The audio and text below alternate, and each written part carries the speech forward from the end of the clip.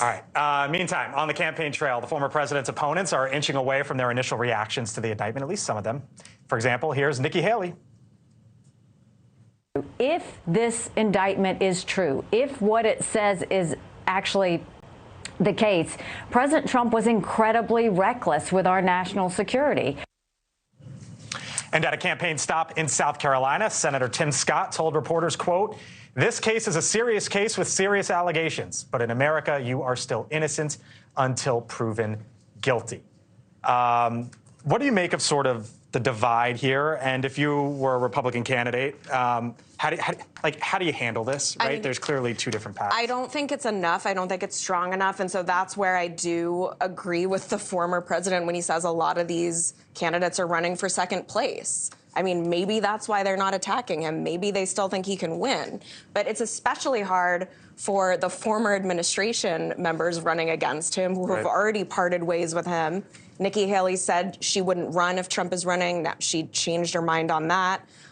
Someone does need to draw the contrast very aggressively, and I don't think it's aggressive enough so far. You're surprised at the stance that Ron DeSantis took, which was essentially sort of taking the president's side on this one? I mean, no, I thought that DeSantis handled it well, which is he pointed out that if he was still a naval officer, he would have been prosecuted, and he would have. Yeah. And that is the thing. I think DeSantis actually handled it well, which is, hey, I don't like how the Justice Department is handling it, but let's be clear, which is the point that I was trying to make before. I don't think we should be excusing the mishandling of classified information.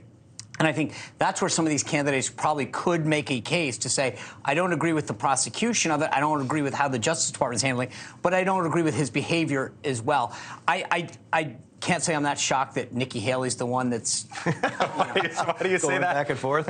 I think what Tim said is exactly what you have to say. It's a serious thing, and you're innocent until proven guilty. Because again, we don't know if there's more information out there, and if you sit there and you defend Donald Trump too much, and it turns out the Chinese got this stuff, you're going to look really, really bad. Well, and Chris Christie last night said, as a former prosecutor, he thinks it's only a third of the information that actually is in this indictment. And you know, you are seeing some brave Republicans, frankly, try to go down that route of, do we really want this guy to run again because we've lost 3 subsequent elections? And Chris Christie is actually singing that hymnal and was on live television last night. Now we're not paying attention to him. Hold on, Sean, real quick. Why are you not surprised that it's Nikki Haley? Who's the one? Because I think Nikki Haley is, I mean, to Lauren's point, I mean, look, she'll go where she thinks she's going to pick up votes. But the reality is, Nikki Haley's not going to be president. She's not going to be vice president. So you know, I think Lauren's Why not?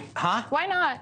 I mean, she's what, at 1%? But so was Donald Trump. I mean, I think with Nikki Haley, Nikki Haley, though, like, what is the reason that Republicans really don't like her? Because I'll let the South Carolinian answer that. Yeah, please. You're welcome. I mean, she was someone who cared about transparency in state pay raises. Sean's point, when she came out and she did attack the president in her very first announcement, and the president did not attack her. I've always thought Nikki was running for vice president. I don't think she's got a chance to do it because Donald Trump doesn't trust her. If she was Donald Trump's vice president, I mean, Donald Trump would not be able to sleep at night. There's just that's just not how it works. Also, I don't think she's the vice president. What are the policy differences she's running on? Right. Yeah. Well, you got your answers. There we go. That's why I asked you. A lot of Republicans have the same policies, right? I mean, they're in the same party. They're going to have at least 80% overlap anyway. So the difference in policies is not the issue. It's the difference in personality. Thanks for watching. Go to newsnationnow.com to find NewsNation on your television provider. And don't forget to subscribe. Click the red button to get more of NewsNation's fact-driven, unbiased coverage.